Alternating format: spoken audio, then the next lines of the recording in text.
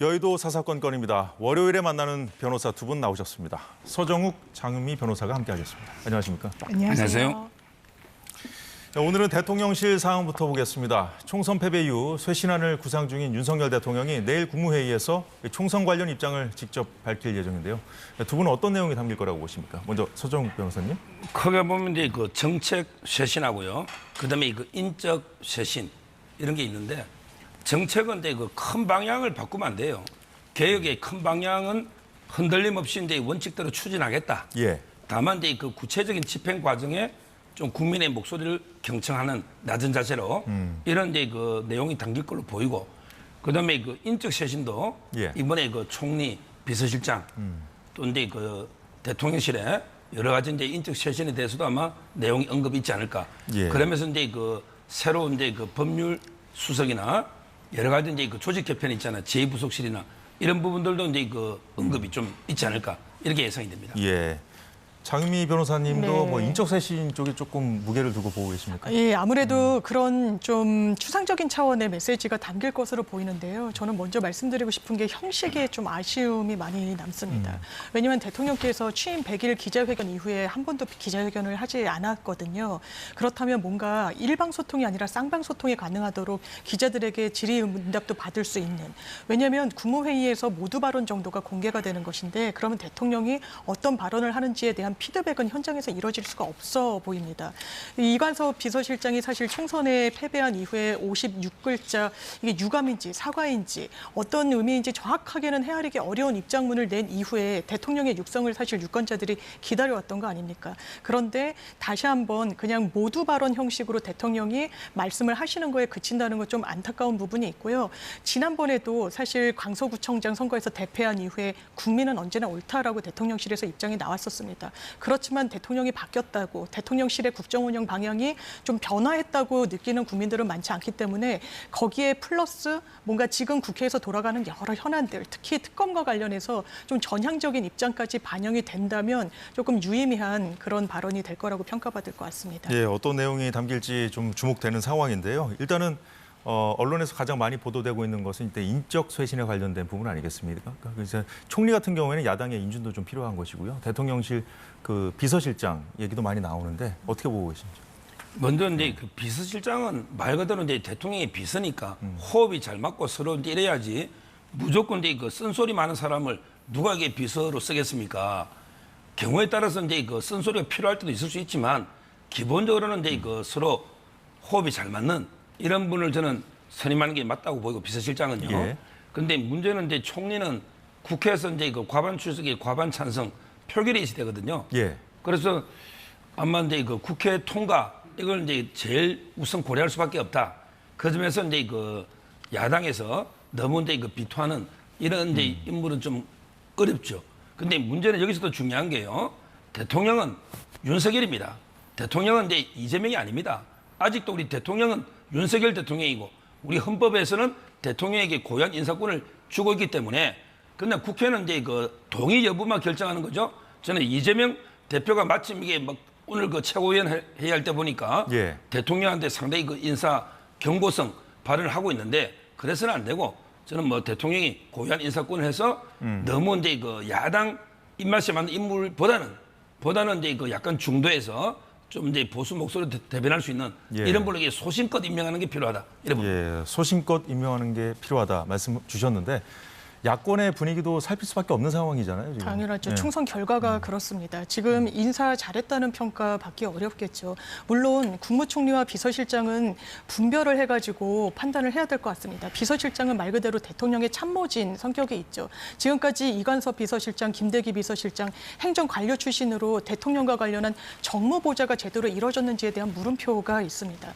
그렇다면 정무직 기능을 수행할 수 있는 뭐 원희룡 전 장관 이야기가 나오고 여러 인물이 하마평에 오르는데, 이를테면 원희룡 전 장관은 이재명 대표와 바로 직전까지 겨뤘던 인물 아닙니까? 그렇다면 이게 야당과 소통하겠다는 최소한의 신호로 받아들여지지는 않을 것 같습니다. 국무총리는 말씀 주셨다시피 민주당의 동의가 필요합니다. 그래야 국회 통과를 할 테니까요. 예. 이 부분과 관련해서도 대통령과 호흡도 물론 중요하겠지만 지금 국민들께서 원하시는 건 뭡니까? 야당과 민주당과 협치하고 협의해서 국정 운영하라는 거 아니겠습니까? 그렇다면 그 부분과 관련해서도 정말 민주당과 소통 소통할 수 있고 대화할 수 있는 그런 국무총리를 선택하시는 게 맞다고 생각합니다.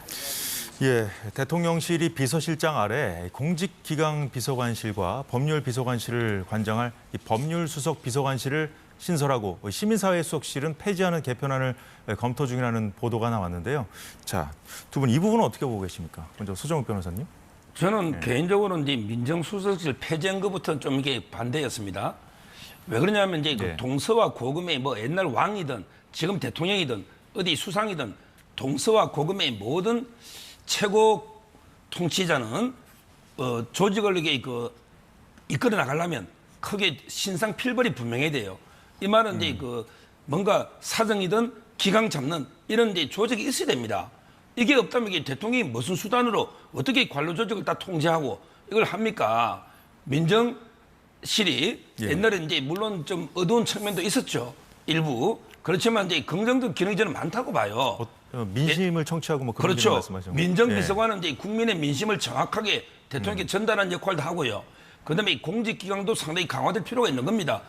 통제를 해야 되잖아요. 신상필벌을 하려면. 그리고 저는 이번에 그 신설되는데 사정 기능을 뺀다고 하는데 개인적으로는 이게 사정도 필요합니다. 예. 사정을 해야지 이게 공무원들이 제대로 기강 맞게 일을 할 거 아닙니까? 이런 조직 다 빼면 대통령이 이빨 빠진 호랑이가 돼요. 대통령이 뭘 가지고 공직사회나 이걸 이렇게 컨트롤할 수가 있습니까? 저는 따라서 이제 이거 지금이라도 법률수석실 신설은 타당하고 다만 이제 좀 아쉬운 거는 사정 기능을 부활하면 이게 좀 민정실을 부활된다 하니까 이걸 빼버린 거는 오히려 이게 좀 아쉽다. 이런 생각이 들어요. 사정 기능을 좀 빼면 오히려 아쉽다고 말씀을 해주셨는데 뭐 야권에서는 이걸 또 우려하는 것 같아요. 그러니까요. 사실 민정수석실을 폐지했을 때 대통령실에서 공언했던 부분이 있습니다.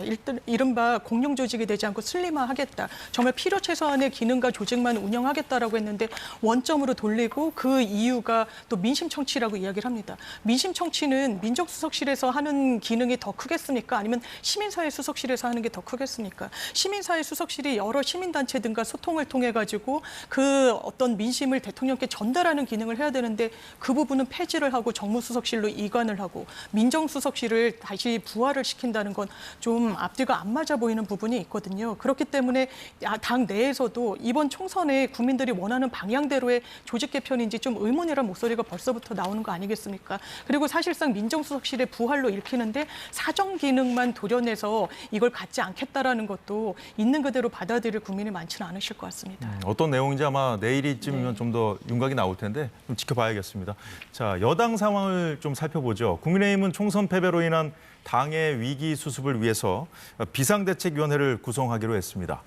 일단 비대위를 다시 띄워서 새로운 지도부를 뽑을 전당대회 개최 시기와 방법 등을 결정할 걸로 전망됩니다. 최고위원회가 있는 상태면은 비대위가 이제 거칠 필요가 없는데 지금 최고위가 없고 그 전당대회를 하기 위해서는 실무적인 뭐 이런 절차를 진행하는데 비대위가 당원 당규상 필요한 것으로 이렇게 규정되어 있습니다. 새로운 지도 체제 구성에 관해서는 당의 다양한 목소리를 녹여서 지도 체제를 정비할 것으로 생각합니다. 예, 서정욱 변호사님. 원래 한동훈 비대위 그 임기가 6월 말까지였잖아요.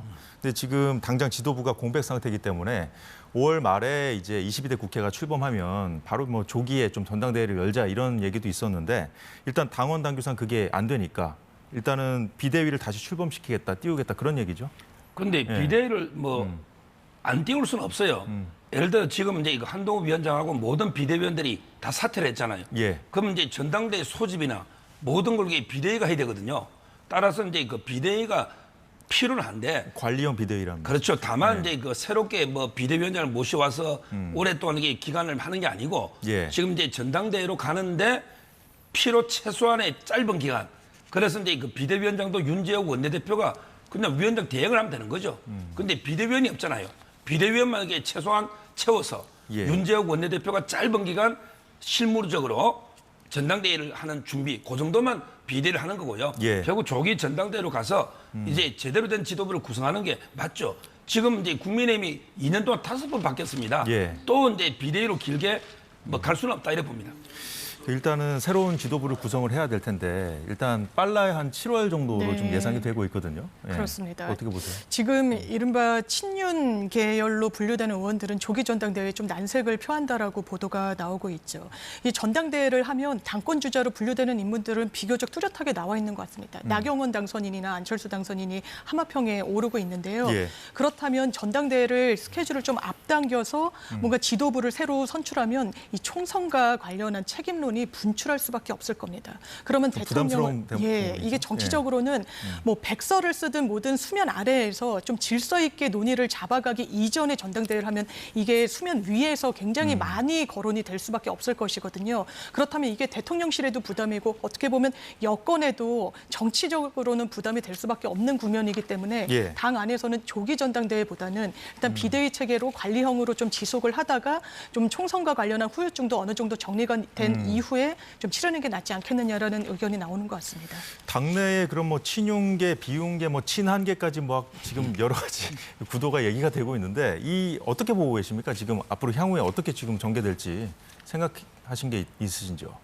조금 전에 예, 제가 예, 이제 예. 그 조기에 그 전당대회는 최대한 빠를수록 좋다. 최소한 이렇게 비대 기간을 짧게 예. 말씀드렸고요. 아마 이제 경쟁은 인물들이 문제인데요. 네. 제가 보기에 가장 그래도 저는 무게감 있는 이런 이제 그 중진 대권 주자급 이 정도가 이제 그 적합하죠. 일부에서 이제 김재섭, 김용태 이런 분들에게 최고위원 정도는 모르지만 당을 이끌기에는 지금 당이 아주 이제 절체절명의 위기거든요. 저는 안 맞다고 보고요. 개인적으로 제가 생각하는 분은요. 예. 너무 이제 친윤 이미지도 쇄신 의지가 좀 약해 보여요. 그런데 저게 너무 반윤 하는 게 당과 대통령실이 삐끄덕거리는 소리가 나면 안 되거든요. 너무 대립각을 세워도 안 내는 된다. 것보다 세워도 그 안 점에서 된다. 이제 저는 예. 권성동 의원은 너무 친윤 이미지가 나요. 그다음에 안철수 의원은 본인도 안 논다 하지만 지금 이게 벌써 뭐 내각 총사 때 반윤 이미지가 나요. 예. 그렇다면 저는 두 분 정도가 무난하다 보는 게 약간 이게 중도에 있으면서도 이번에 낙동강을 지켜낸 이런 이제 그 김태호 의원 있잖아요. 이분은 상당히 그 대통령실도 원만하고 또 이번에 당의 공이 유일하게 살아남았어요. 선당우사로 다른 지역 가서 유일하게 당선됐죠. 대권 주자를 꺾고 김두관. 따라서 이제 김태호도 훌륭하고 그다음에 나경원 의원까지는 저는 괜찮다 봐요. 이분은 이게 얼마 전에 전당대회에서는 뭐 좀 갈등이 있었죠. 근데 이분은 확실하게 반윤은 아닙니다. 약간 이게 비윤계로 분류만 돼 있지 크게 대통령실과 대립할 이럴 이유는 없어요. 저는 김태호, 나경원 정도면 적절하지 않을까 이렇게 개인적으로는 생각하고 있어요. 그러니까 너무 대립각을 세우는 것보다는 그 건강한 당정 관계가 필요하다 이런 말씀으로 들리는데요. 장 변호사님. 저는 여기서의 하나의 변수는 또 한동훈 전 비대위원장이 출사표를 던질지 여부도 열려 있기 때문에 한번 지켜봐야 될 포인트인 것 같고요. 정치적인 휴식기를 많이 가져야 되지 않겠느냐라고 하지만 어느 정도까지 그 기간이 길어지면 아무래도 정치권 간의 연결고리가 옅어지는 데 대한 불안감도 당연히 차기 대선 주자로서 가질 수밖에 없을 것 같습니다. 그렇다면 당권 도전에 나설지 여부도 상당히 좀 지켜봐야 될 한 대목인 것 같고 오늘도 권성동 당선인이 한 방송에 나와서 예. 김재석 카드가 비대위원장으로 상당히 유효하다라는 취지로 이야기를 하시던데 그게 아마 국민의힘의 여론일 것 같습니다. 김재석 당선인을 지지한다라는 차원보다는요. 대통령과 대통령실과 정확한 거리두기를 이제는 여당이 할 겁니다. 그러니까 내부에서도 탈당 이야기까지 나오는 거 아니겠습니까? 대통령에 대한 탈당 요구요. 뭔가 파격적인 게 그렇습니다. 필요하다는 그런 말씀으로 그래서 들리는데요. 대통령에게 정확하게 지적하고 거기에 대해서 뭔가 물러서지 않는 이미지를 가는 청년 정치인들을 뭔가 차기 비대위에 최소한 저도 이게 당대표까지 가능할까라는 의구심은 들지만 지도부에 들어가야 이 국민의힘이 쇄신했다는 그런 모습을 국민들께 보여드릴 수 있을 것 같습니다. 새 지도부의 전면에 어떤 인물을 내세울지에 대해서 두 분 그 견해는 조금 다르신 것 같은데 자, 이런 상황에서 홍준표 대구시장이 연일 한동훈 전 위원장을 저격하고 있습니다. 11일 기자회견에서는 깜도 안 되는 한동훈 위원장을 데리고 와서 선거 지휘를 맡겼다며 국민의힘도 잘못된 집단이라고 비판했고요. 다음 날은 SNS에 연이어서 글을 올렸는데 대권놀이 셀카만 찍다 선거를 말아먹었다고 한동훈 위원장을 직격했고 또 다른 글에서는 박근혜 정부 시절 수사한 걸 끄집어내서 문재인의 사냥개라고 한동훈 전 위원장을 원색적으로 비난했습니다. 자, 어제는 자신이 당에 있는 한 한동훈 위원장을 용서하지 않을 거라고도 했는데요. 자, 내용 보면서 말씀 이어가도록 하겠습니다. 자, 서정욱 변호사님. 그러니까 앞서 뭐 장윤미 변호사님도 아직 열려 있다. 네. 한동훈 전 위원장이 이제 전당대회에 출마할 것인지 여부 그 아직 관심인데 홍준표 시장은 왜 이렇게 나오고 있다고 보십니까? 지금 이제 그 한동훈 위원장이 다시 출마를 이번에 하는 거는요, 그건 없을 겁니다. 그건 다 그렇게 이야기합니다. 본인이 책임지고 사퇴했는데 이번에 바로 나오면 이게 말이 안 되잖아요. 김경률 전 비대위원도 비슷한 얘기를 하더라고요. 그건 말이 안 되는 저는 오히려 이제 야당에서 그냥 한동훈 위원장 공격하기 위한 공세에 불과하다 보고요. 지금 저는 홍준표 시장의 발언도 상당히 부적절하다 봅니다. 왜 그러냐면 지금 이제 서로 책임 공방하면서 상대 탓 이렇게 공개할 때가 아니고 내부에서 지금은 이제 서로 내가 좀 부족한 건 없었나, 내가 이게 노력 못한 내 탓이다 이렇게 하면서 이제 그 서로 어루만져 주고 이렇게 한 팀이 돼가 가야지. 예. 지금 와서 이게 뭐 청와대 책임이 뭐 얼마고 당은 얼마고. 그래서 저는 홍준표 시장이 특히 그 문재인 정권 때 뭐 사냥개를 모셔왔고 그리고 이게 셀카만 찍으면서 대권 노름했다 이렇게 원색적으로 비판하는 거는 예. 정말 그건 안 맞는 것 같아요. 우리 그때 윤석열 대통령이 중앙지검장이고 한동훈 위원장이 차장이었거든요. 그러면 이제 윤 대통령에 대한 공격 아닙니까? 문재인의 사냥개라면 이 자체가 안 맞는 거고 그다음에 셀카 놀이 뭐 대권 노름에 이런 식으로 발언은 아주 부적절하다 이렇게 보이는데 문제는 그걸 방어하는 김경률 회계사 있잖아요. 이분 발언도 상당히 부적절합니다. 그냥 저처럼 이게 부적절하다고 비판하면 되지. 굳이 이걸 뭐 반려견을 키우는 사람 이름까지 거론하면서 뭐 짓는 소리처럼 이렇게 하는 이것도 이제 김경률 회계사도 상당히 그 예의나 품격이 부족했다 이렇게 봅니다. 뭐 다 같이 반성하고 어루만져 줘야 되는 상황에서 좀 부적절한 행동이다라고 얘기를 해주셨는데 뭐 상대당 얘기지만 네. 어떻게 보고 계십니까? 홍준표 시장이 상당히 강도 높게 비판하는 겁니다. 깜도 안 되는 것, 셀카놀이에 빠졌다 이렇게 이야기를 하거든요. 첫 번째 나오는 정치적 해석은 차기 본인의 대권 경쟁자에 대한 어떤 견제 성격이 있다라고 하는데 본인은 절대로 그런 게 또 아니다라는 취지로 이야기를 합니다. 아마 본인이 이런 언사를 하면 이번 총선의 패배와 관련 대통령의 책임론이 조금 옅어지는 효과도 분명히 있어 보입니다. 그렇다고 이게 대통령을 엄호하기 위한 차원으로 보이지는 않고요. 다만 본인도 정치 구력이 굉장히 오래된 정치 중진 아니겠습니까? 지금 대구 지자체 시장을 하고는 있지만 중앙 정치에 대한 관심을 정말 계속 보여주고 있잖아요.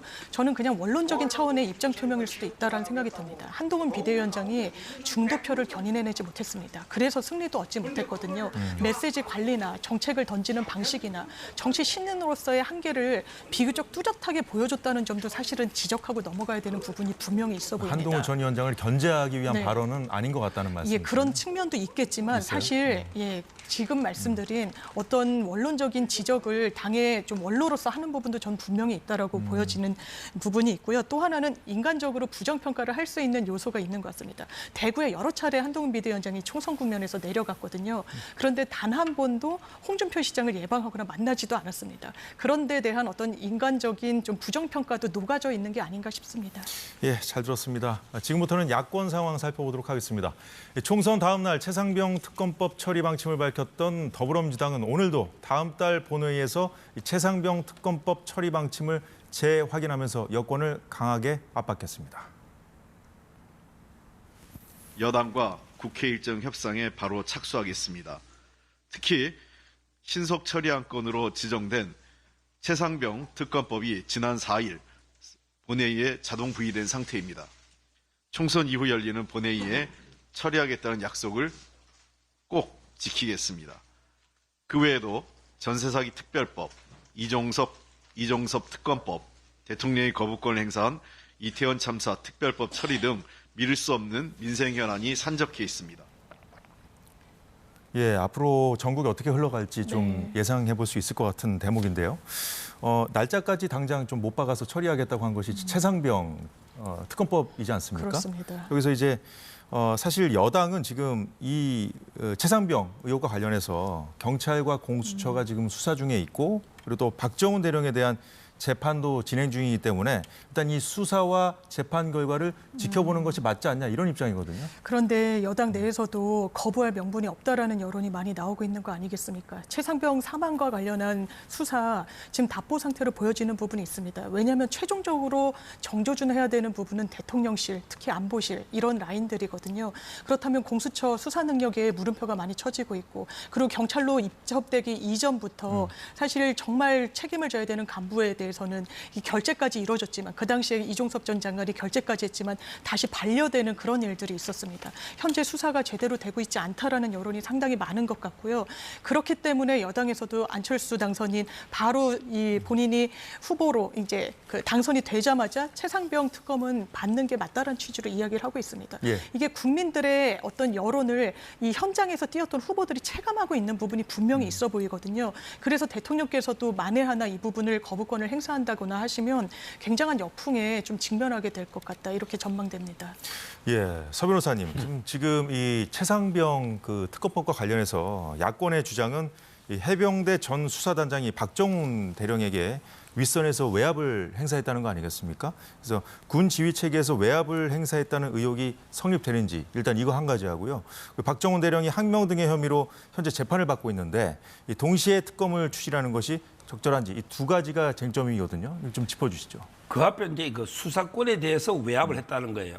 그런데 박정훈 대령이 뭐 수사권이 있습니까? 예를 들어 이제 그 대통령실에서 경찰한테다 지금 경찰이 하고 있거든요. 경북경찰청 거기에 전화해가지고 압력을 넣으면 그건 외압입니다. 그런데 박정훈 대령이 뭐 수사권이 있어야지 수사권에 대해서 외압을 행사할 거 아닙니까? 법이 바뀐 걸 모르는 것 같아요. 군사법원법이 개정이 돼서 사망사고는 경찰이 수사권이 있다. 박정훈 대령이 없다. 요거 첫째. 그다음에 두 번째 외압은요. 직권남용이 논리모순이에요. 일반 국민들은 직권남용이요.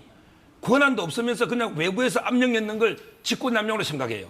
그래서 우리 판사한테 전화해서 대법원장이 야 재판 좀 똑바로 해. 이걸 직권남용으로 기소했다니까. 그가 다 무죄로 옵니다. 직권남용이라는 거는 직권이 있어야 돼요.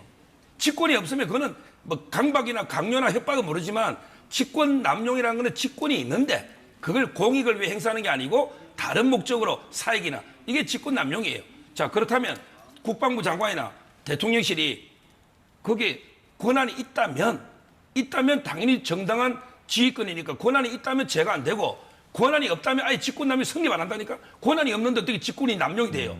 이렇게 자기 모순입니다. 직권남용죄로 그걸 수사하겠다는 건 논리 모순이다. 이걸 두 번째 말씀드리고 예. 그다음에 세 번째 지금 공수처에 민주당이 고발했잖아요. 이거 공수처 못 믿으면 없애야죠. 왜 수천억 들이가 공수처 만들어간 문재인 대통령 때 거의 날치기로 공수처 만들어놨고 아무 수사력 없으니까 너 다 빠져 특검하자. 그러면 이게 돈을 이중 쓰잖아요. 공수처 비용 공수처를 없애놨고 특검하든지 아니면 이게 공수처에 맡겨야죠. 이게 세 번째고 마지막으로 이게 수사나 재판에 관여 못하잖아요. 박정훈 이분이 항명이라고 판결나면 어떡할 겁니까? 저는 재판 도중에 개입해서는 안 된다. 네 가지 이유로 말도 안 되는 게 특검입니다. 공부를 하면 찬성할 수가 없어요. 그냥 여론에 한 명이 억울하게 죽었으니까 여론에 밀리는 거지 제대로 공부를 좀 하면 절대 찬성할 수가 없는 법이에요. 예, 최상병 특검법 그 내용에 대한 쟁점에 대해서 두 분이 짚어주셨는데 자 그런데 국민의힘 안에서도 이 최상병 수사 관련 의혹은 해소하고 가야 한다는 목소리가 잇따르고 있습니다. 잠시 들어보겠습니다. 일단 최상병 그 사건에 대해서는 이번 총선에 그 영향을 저는 미쳤다라고 보고 있거든요. 그렇다면 우리 당이 민주당보다 먼저 국민적 의혹을 해소시키기 위한 노력을 해야 된다. 예. 이런 입장입니다. 국민적 그 어떤 여론을 좀 더 우리가 그 겸허하게 받아들이는 그런 게 좀 필요하다. 이렇게 보고 있습니다. 예, 앞서 장 변호사님도 말씀하신 것처럼 안철수 의원도 최상병 특검법에 찬성한다. 본회의 표결 시에 찬성표를 던지겠다고 했습니다. 김재섭 당선인의 경우 최상병 특검법뿐 아니라 역시 야권이 특검법 공세를 예고한 김건희 여사 관련 문제도 털고 가야 한다고 말했고요. 김용태 당선인도 김건희 여사 특검법에 대해 악법이지만 국민적 의혹이 많은 것도 사실이라며 전향적으로 검토해야 한다는 취지의 입장을 내놨습니다. 자, 장 변호사님, 네. 이런 상황 어떻게 보고 계십니까? 일단 흐름은 정해졌다는 생각이 듭니다. 특검법과 관련해서 단순한 정치 공세다라는 이유로 대통령께서 거부권 행사하실 수 없는 국면이 된 것 같습니다. 물론 분별해서 봐야 될 겁니다. 이를테면 최상병 특검과 김건희 여사 특검 어떻게 대통령께서 국회를 통과하게 되면은 처리하실 것인지 김건희 여사 특검에 대해서는 사실 거부권 행사하셨죠. 많은 헌법학자들이 헌법에 대통령의 거부권 행사 적시가 돼 있지만 사실상 대통령이 당사자 지위에 있다고 봐야 될 겁니다. 필요 최소한으로 행사해야 하지만 그렇지 않았죠. 그리고 그 당시에 담겼던 것은 기본 골자는 일단 도이치모터스 수사와 관련한 부분이었습니다. 지금 범야권에서는 도이치모터스 사건뿐만 아니라 예. 명품백 수수, 거기에 더해서 양평 고속도로 의혹까지 한 번에 수사할 필요성이 있다라고 이야기를 하고 있거든요. 이게 한 번 다시 대통령께서 거부권을 행사하실진 모르겠지만 차기 국회에서요. 그렇게 된다면 만약에 재부의했을 때 국민의힘에서 이탈표가 없을지 장담하기도 어렵습니다. 범야권 192석이라고 하고 200석을 만들기 위해선 8석 이탈표가 있으면 되는 거거든요. 그렇다면 더 큰 좀 곤란함에 처할 수 있기 때문에 이미 특검 법안과 관련해서는 여당의 새로운 당선인들도 이 부분에 대한 기류 변화를 대통령실에 요구하고 있는 만큼 수용하시는 게 맞는 것 같습니다. 예. 서정욱 변호사님 어떻게 보고 계십니까? 지금은 이제 그 야당에서 가짜 뉴스를 공격하면 진실을 밝혀서 싸워야지. 야당이 가짜 뉴스를 공격하는 거 가지고 특검을 받아야 된다. 이러니까 이게 증거예요. 이런 투쟁력이니까 증거예요. 이채 양명주가 전부 가짜 뉴스입니다. 양평에 뭐 어떻게 집값이 선산 집값이 땅값이 오른다고 제시를 만드는데 이게 특검거리가 됩니까? 이것도 방어를 못해. 그다음에 파우치 하나 던지라고 한 거 떴지도 않은 거 이게 특검거리가 됩니까? 처벌 조항도 배우자법에 없는데. 그다음에 주가 조작이 15년 공소시효도 지난 거 아닙니까? 권오수 회장 재판인데 그 공범관계 적시된 것도 없고 아니 이러면 이게 반들 국민한테 진실을 알려서 우리 여론을 해야지. 진짜 특검해야 될 거 김정숙 여사 있잖아요. 옛날에 그 옷 사고 구두 산 거는 빳빳한 5만 원짜리로 결제했는데 제가 그 계좌에서 돈 꺼낸 것만 있으면 제가 사과한다니까요. 방송에서. 근데 그거는 특검 안 하고 아니 타지마할매를 혼자 갔잖아요. 근데 그것도 이게 도종환 그때 문체부 장관 의혹이 있었잖아요. 진짜 특검할 거는 하지도 않고 이걸 공개하지 모릅니다. 파우치막에 양평 이런 거면 특검하자. 이게 말이 됩니까? 국민의힘 의원들 수준이 투쟁력 이것밖에 안 되니 선거 증거 아니겠습니까? 특검하려면 김정숙 여사, 그다음에 김혜경 여사 법카 선거 이건 의혹이 분명하잖아요. 이런 거 특검하자고 주장해야지. 파우치 특검하자, 양평 특검하자. 이게 말이 되느냐 말이에요. 저는 좀 제대로 이게 국민의힘이 똘똘 뭉쳐 싸워야지. 이런 자세로 가면 이게 진짜 보수 개멸됩니다. 그러면 이런 주장을 하고 있는 국민의힘 의원들이 그 총선 결과를 잘못 해석하고 있다는 말씀이신가요? 저는 그래 봅니다. 민심을 잘못 알고 있으면 이게 알려야죠. 똑바로. 그게 어떻게 무조건 따라가는 게 저는 그게 영향 미치냐 안 미치냐 모르겠어요. 본인들이 지금 표는요. 지역구에서 45%를 국민의힘이 얻었어요. 그다음에 민주당이 50% 얻었어요. 결국 5.4 차이 납니다. 국민들은 표가 5.4 차이 나는 거예요. 그런데 소선구구제 성자 독식 한 표라도 많으면 나머지 4표 되잖아요. 그제 의원 수를 가지고 민심을 해석하면 오도 갈 수 있다. 민심은 표를 찍은 국민 전체 50대 45 이게 민심입니다. 장모님 뭐 추가 반박하실래요? 5.4% 말씀하셨는데요. 대통령 선거는 0.7%포인트 차로 윤석열 대통령이 승리를 하셨죠. 지금 도이치모터스 사건과 관련해서 시효 중단됐다. 국민들이 용납하지 않을 겁니다. 지금 권오수 회장이 공범이기 때문에 수사 보류하고 있다는 게 지금까지의 검찰 설명이었기 때문입니다. 양평고속도로는 해명이 말끔히 됐습니까? 그 당시에 원희룡 전 장관 어떻게 했습니까? 민주당을 날파리 떼라고 하면서 간판 떼게 하겠다고 했었습니다. 그리고 예비 타당성 조사까지 통과한 구간을 이례적으로 변경했습니다. 그것이 왜 어떤 경위로 이루어졌는지 국민들이 묻고 있는 겁니다. 명품백 수수 현행법상 영부인은 처벌받을 수 없죠. 대통령은 처벌받을 수 있습니다. 인지하고 그 부분을 어떻게 처리했는지에 따라 처벌 여부가 달라지기 때문에 수사조차 법이 없어서 못한다? 동의하기 어렵습니다. 예, 장 변호사님 반박까지 잘 들었고요. 민주당은 다음 달 2일 최상병 특검법 처리에 이어서 다음 달 중에 21대 국회 임기 내에 이태원 참사 특별법도 재표결하기로 했습니다. 이종섭 특검법은 5월 중에 따로 처리할지 아니면 최상병 특검법에 합쳐서 수정안으로 될지 봐야 하고요. 야권은 22대 국회에서도 계속해서 김건희 여사 특검법 재추진 등 특검법 전국을 이어갈 것으로 보입니다. 김건희 여사 특검법 관련해선 조국혁신당 조국 대표가 대통령 부인 종합특검법을 민주당과 협의해서 추진하겠다고 밝혔고요. 또 한동훈 특검법도 발의하겠다고 예고한 상태죠. 자, 서정욱 변호사님.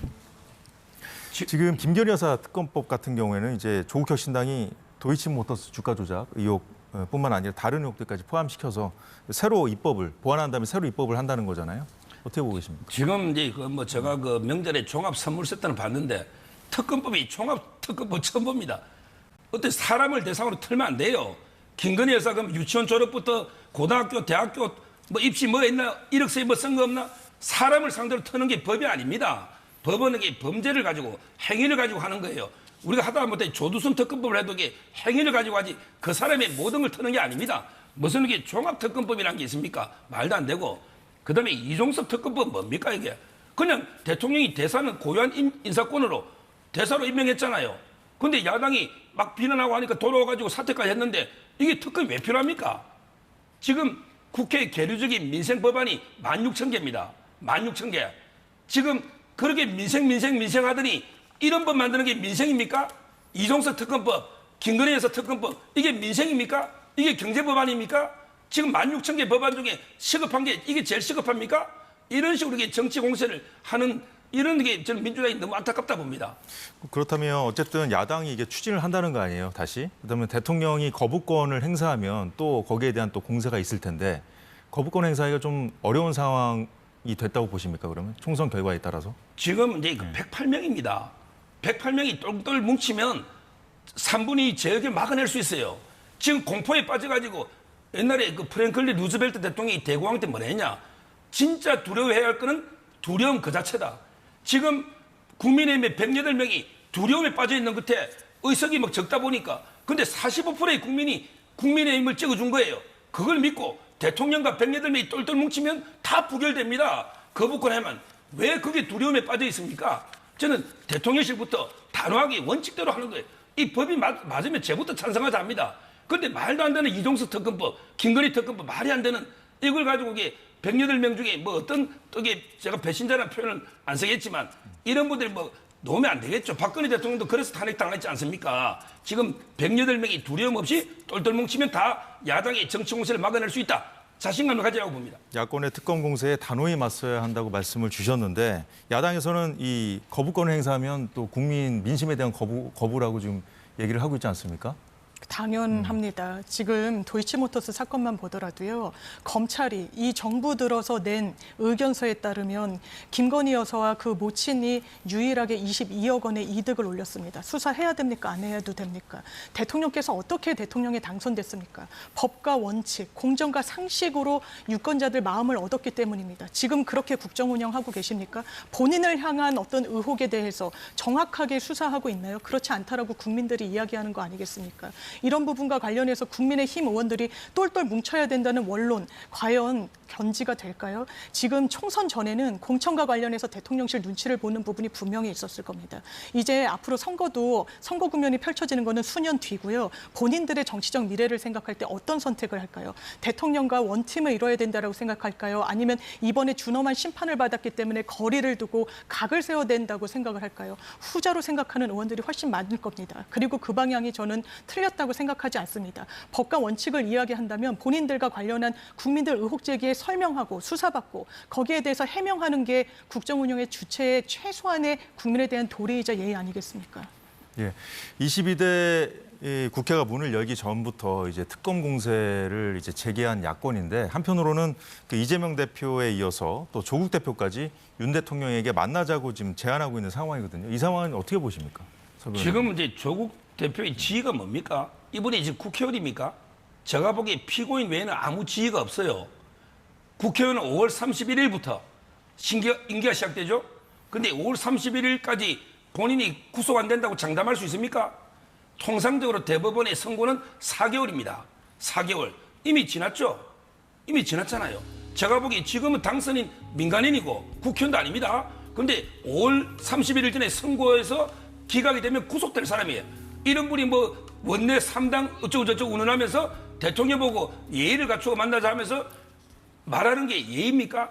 뭐 야비한 거, 뭐 흉내도 못 내서 그 사투리인데 제가 그게 뭐 야비하다는 뜻이잖아요. 그게 예의 갖춰서 대통령한테 할 말이 있다고 그렇게 제안하는 겁니까? 본인에게 국민을 우롱한 거예요. 그래도 대통령을 국민이 뽑았어요. 대통령을 지지하는 사람이 지금 45% 있습니다. 이 국민을 우롱한 거예요. 대통령 보고 예의 갖춘다고 하면서 비속으로 회담 제안하는 거 이거 정말 잘못됐고 본인에게 아직까지 국회 개원까지 국회의원 될지 안 될지도 모르잖아요. 선거가 먼저 되면 당선 무효입니다. 따라서 이게 지금은 자중하고 반성하고 있어야죠. 지금 개혁신당의 이준석 대표도 조국 대표를 향해서 좀 조급해 보인다. 대통령이 먼저 그 대화 제의를 해야 되는데 왜 먼저 이렇게 하느냐.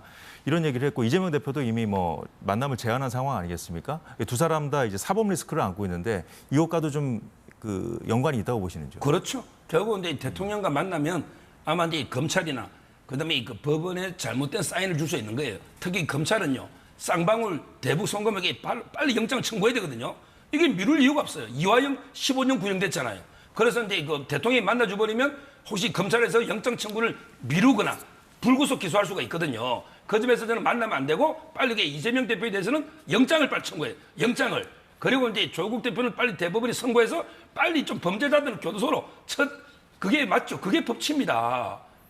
예, 이재명 대표와 조국 대표가 동시에 이제 선거가 끝난 직후에 이제 대통령에게 만남을 네. 제안한 상황, 그 배경 어떻게 보고 계십니까? 일단 대통령이 이재명 대표나 조국 대표를 만나면 검찰이 거길 신호를 받을 것이다. 전 지나치게 검찰을 폄훼하고 계시다고 생각합니다. 검찰이 대통령 명대로 움직이는 조직 아닙니다. 수사는 공정 중립하게 이루어지니까요. 야당 대표를 왜 만나야 됩니까? 지금 5년 내내 여소야대 국면에서 국정 운영해야 되기 때문에 그렇습니다. 지금 선거 결과 어떻게 되새겨야 됩니까? 대통령께 이재명 대표 만나라고 국민들이 명령을 내린 겁니다. 그런데 피고인이라 못 만나고 피해자라서 못 만난다? 그러면 국민들이 뭐라고 생각하실까요? 지금 민주당이 발목 잡아서 국정 운영 못하고 계시다고 이야기하면서 단 한 번이라도 만나신 적 있습니까? 진보 보수 정권을 떠나서 단 한 번도 이런 대통령은 안 계셨습니다. 더더군다나 이런 참패의 성적표를 거머쥐고서도 야당 대표를 만나지 않는다? 이 부분 국민들이 엄중하게 다시 심판할 겁니다. 예, 두 대표의 만남 제안에 대해서 대통령실이 내부 정비가 우선이다 이런 입장을 밝혔으니까 좀 지켜보도록 하죠. 자, 오늘 여의도는 여기까지 하는 걸로 하겠습니다. 지금까지 서정욱, 장윤미 변호사였습니다. 오늘 말씀 고맙습니다. 감사합니다.